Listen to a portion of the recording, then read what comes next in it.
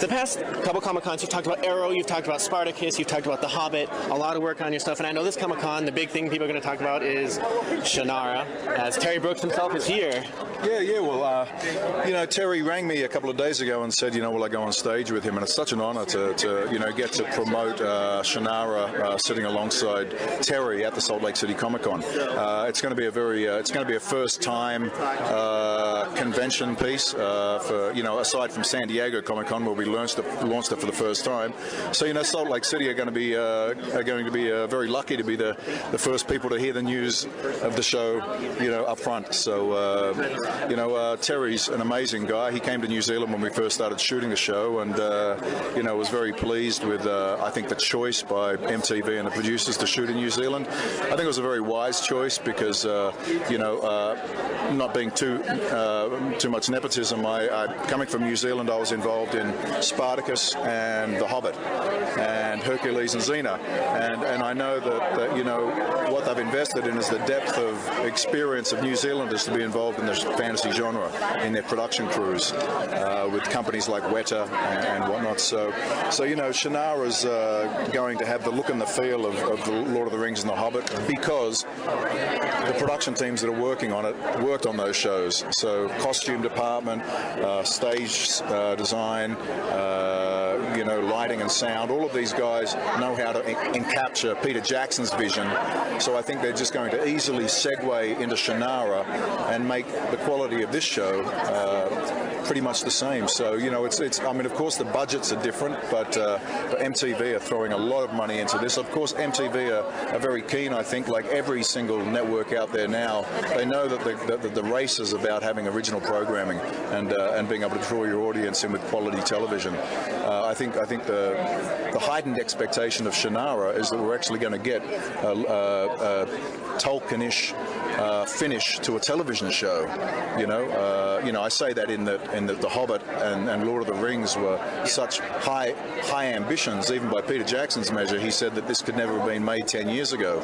Well, literally 10 years after making that for film, they're making something of the same caliber for television, which says a lot about where the standard and the technology is heading toward for people to be able to watch such huge, ambitious projects on television. So from what I understand, then this is not going to be a Game of Thrones. This is not going to be a Legend of the Seeker. This is going to be its own beast somewhere in the middle. Oh, absolutely. There's all these likenesses that are thrown out about any show because they're trying to draw audiences in that like those shows to come to this genre. Shannara is a statement of its own. I mean, to be honest, Shannara was written before any of those, even came into existence. So Shannara's potential has been there for like 20 odd years. I mean, Terry Brooks has sold 21 million copies, and is because of Shannara is one of the most prolific writers in existence.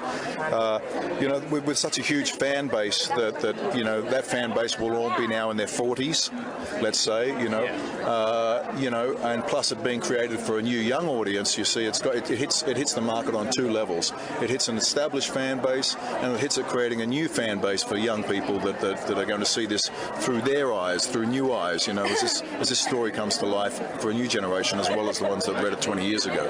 So last question: which side of Manu Bennett are we going to see in this show? We've seen the brutal side with more Arrow and Spartacus. We've seen gradually I've made my way through the grey matter to actually play a good character this time. So Slade Wilson and Crixus were both very, very wonderful characters to play. The thing about Allanon is that Allanon, even in the book, for any fan that knows the character from the books, knows that Allanon is a dark, ominous presence at all times. The thing is that Allanon has been through.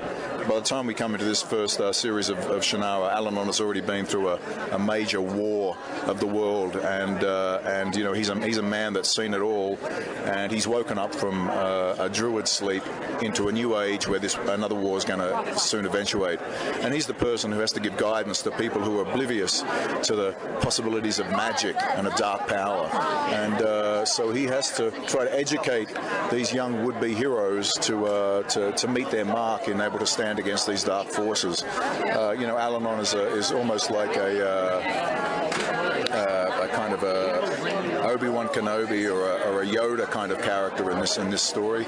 But then again, he's like a Gandalf, you know. But he's much more badass than Gandalf.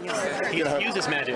Yeah, you know, you know, you know, he's quite the warrior, you know, which is obviously, you know, through my history of roles that kind of you know, sits in my pocket of comfortability. So you know, it's something I'm very much looking forward to seeing where MTV can take this. You know, it's very ambitious. It's very expensive. You know, the audience are going to see the result of that expense on screen. And you know, I guess MTV's gamble is that they're making something of such a high quality and that's so expensive for them that at the end of the day, they're going to want ratings in order to maintain this as a series on the network. We're all very confident about that. Terry Brooks is here for this weekend to speak about the reasons why this show will work, and I'm up there to support him. So you know, we're looking forward to, I guess, the next few months to see how the show is promoted, and then how it catches onto the audience in come January when it airs for the first time. Well, I'm looking forward to it, and thank you so much, and welcome back to Salt Lake. Yeah, thanks, mate.